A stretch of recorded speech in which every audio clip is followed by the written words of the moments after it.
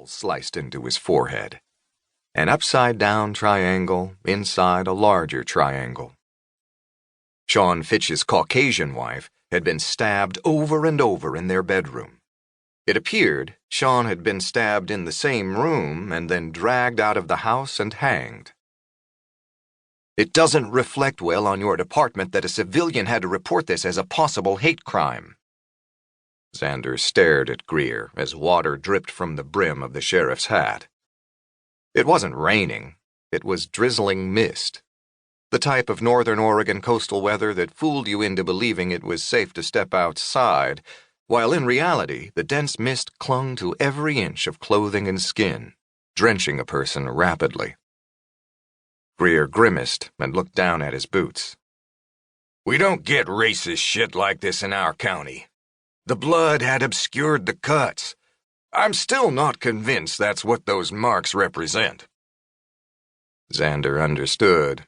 The triangles weren't a commonly known Klan symbol, but the sheriff had been in law enforcement a long time.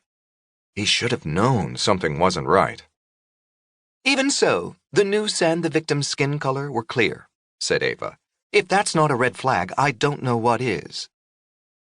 Greer shook his head. "That kind of crime doesn't happen here. Suicide is much more prevalent." The small sheriff's office employed 3 detectives.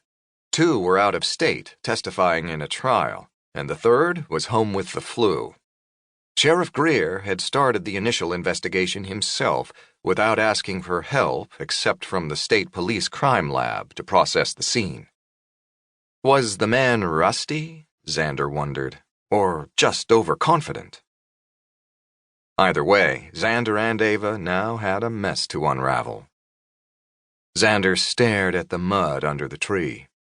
A dozen yellow-numbered crime scene markers dotted the ground, along with dozens of prints. A long depression where the body must have lain at one point. A length of rope. He looked up. Another piece of rope dangled from the branch. The bare, deciduous tree stood out among the towering green firs.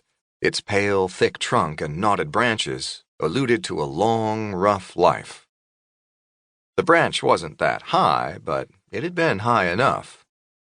2 killers, at least, Ava muttered under her breath, and Zander silently agreed. Sean Fitch wasn't small. Hanging the man had taken effort. Persons motivated to make a point. Zander turned and walked back to the home, taking care not to walk through the obvious body drag trail where the killers had pulled the man out of the house, although several boot prints had already stomped through it.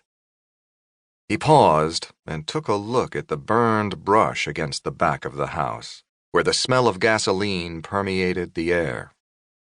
Someone had tried to burn the house and failed miserably. The siding was scorched, and a few bushes wouldn't survive. "Not a lot of intelligence in that maneuver," Ava commented. "Maybe the fire was an afterthought." "They brought gasoline," said Zander. "We're in a rural area. I bet plenty of people carry a gasoline can in the back of their truck." "True. Possibly one of them panicked and thought they could cover up some evidence by burning down the house." "They underestimated Oregon rain." Zander stared at the darkened siding for a long moment, disturbed that it felt unconnected with the rest of the scene. He moved up the concrete steps to the back door and slipped booties over his wet shoes. Ava joined him and covered her shoes, too. They still wore gloves from their first quick pass through the house. They stepped into the immaculate but aged yellow kitchen. He'd already looked for an indication that a knife was missing, but hadn't been able to tell. The Fitches had a drawer full of mismatched utensils, no knife set. Black fingerprint powder coated the cupboard and drawer handles. A dried trail of smeared blood passed through the kitchen and out the back door. More black powder. More evidence markers. Moving down the narrow hallway, he balanced carefully, keeping his feet on the few bare inches of carpet close to the wall, avoiding the wide, bloody track. Zander and Ava paused in the doorway of the largest bedroom. Signs of brutal violence.